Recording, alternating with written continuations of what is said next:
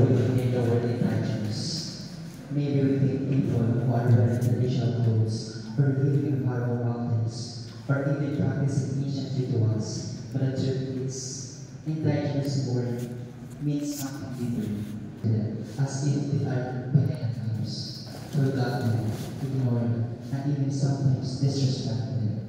Yet, they are the one who first understood the true meaning of living with nature, with harmony in nature, and of community over competition, and of wealth beyond, and of wisdom beyond wealth.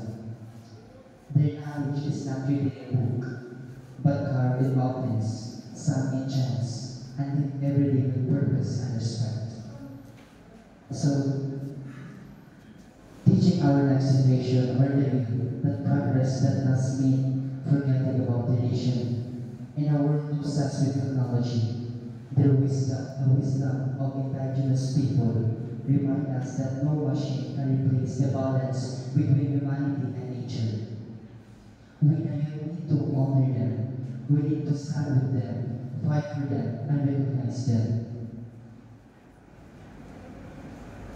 As I said in People's Rights 1997, also known as Republic of 1983-2001, it states, recognizing their rights, their contribution, and their struggles.